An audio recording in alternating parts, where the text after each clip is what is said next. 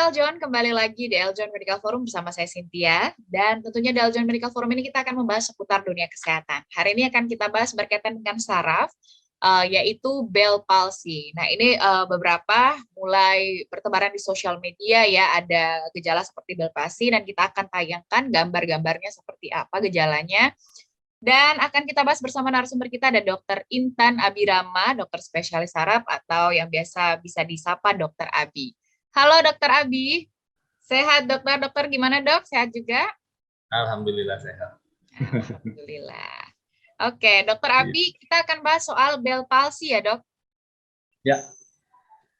Nah dokter, langsung ke pertanyaannya nih dokter. Apa sih sebetulnya Bell palsy itu dok? Kemudian gejalanya seperti apa dok?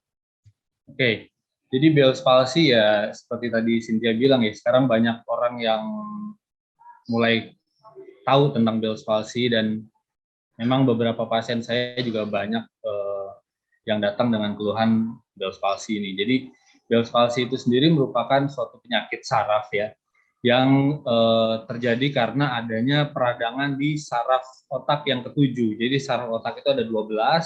Nah, ini saraf otak yang ketujuh.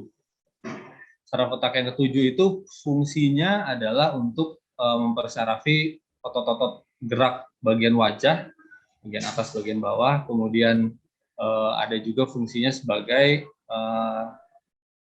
special sense, namanya untuk rasa di lidah. Jadi untuk membedakan rasa manis, rasa asin, rasa asam, itu juga dipersarafi oleh saraf otak ketujuh.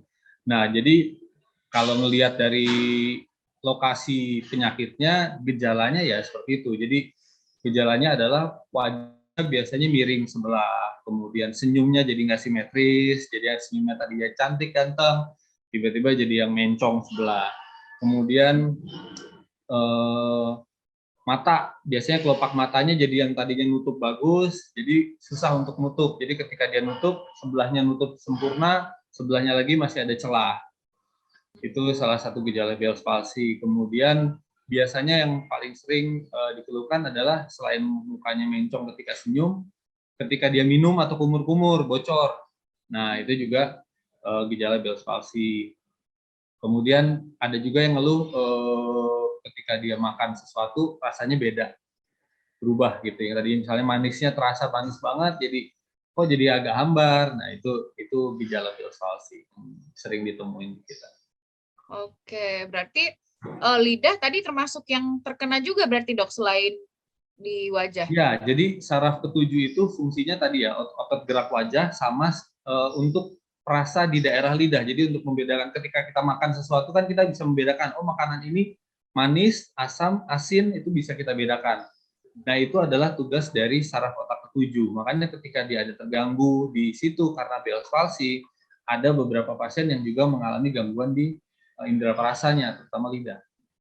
Oke, tapi kalau untuk lidahnya sendiri tidak, maksudnya masih berfungsi ya dokter ya, nggak seperti wajah kan mungkin terlihat kaku Ya, gitu. jadi untuk menggerakkan lidah itu adalah saraf otak ke-12. Jadi untuk geraknya ke-12, tapi untuk yang ngerasainnya itu yang saraf ke-7. Jadi memang beda gitu. Jadi lidahnya nggak akan miring, nggak akan susah bergerak, tapi ketika dia makan sesuatu, merasakan sesuatu, sensasinya beda. Oke. Nah, perbedaannya dengan stroke dokter apa? Karena banyak yang bertanya, gejalanya kadang bisa dilihat dari itu kurang lebih sama ya dokter ya. Perbedaannya apa nih dok? Jadi gini, kalau tadi saya udah cerita, Bell palsy itu kan saraf otak ketujuh yang bermasalah.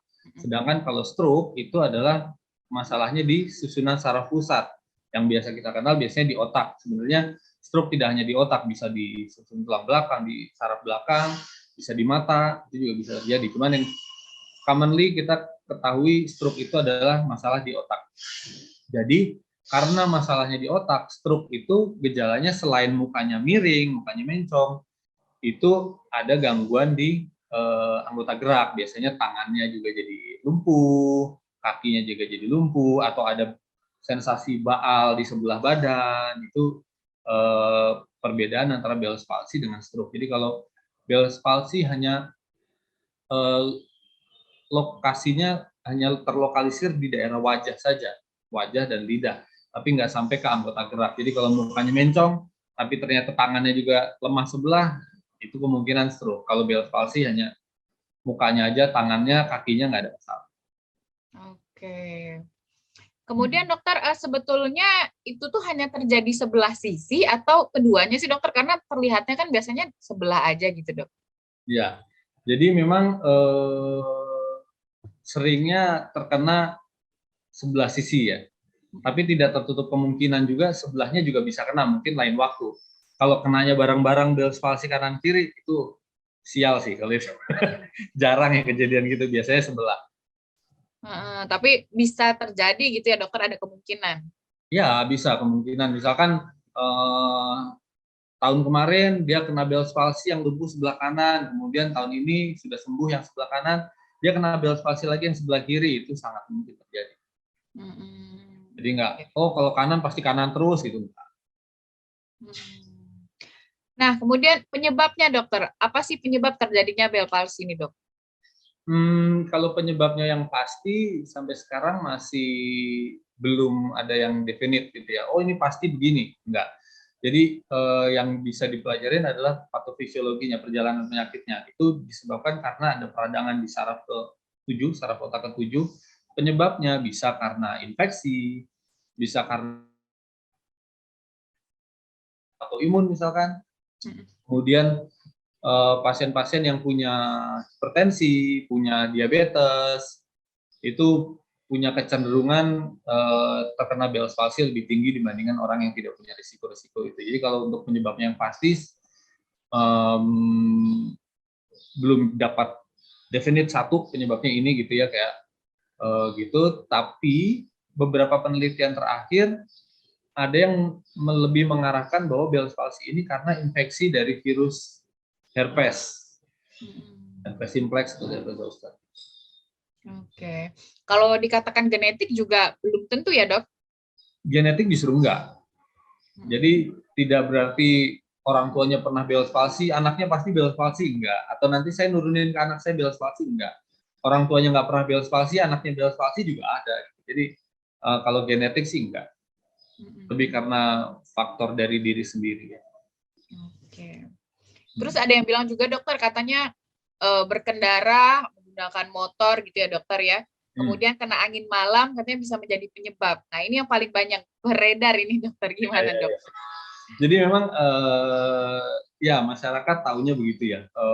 Banyak kena paparan angin, naik motor malam, helmnya kebuka, terus sampai rumah mukanya mencong ya.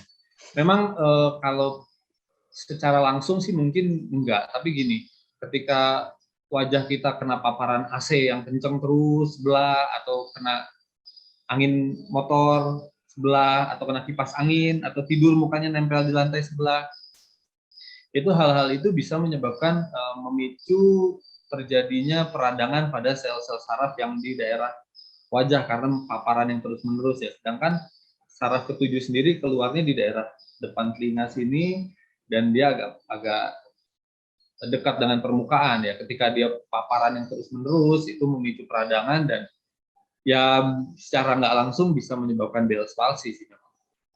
Kemudian kapan harus ke dokter nih dok? Tadi kan Cynthia udah tanya perbedaan antara stroke dengan Bell's palsy ya.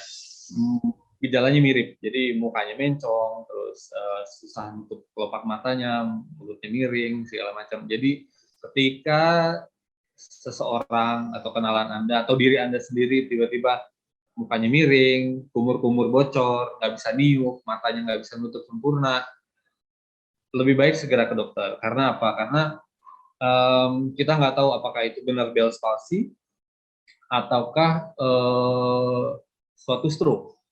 Karena kadang stroke selain mukanya mencong terus ada kelemahan tangan, tapi kelemahan tangannya mungkin nggak terlalu berat.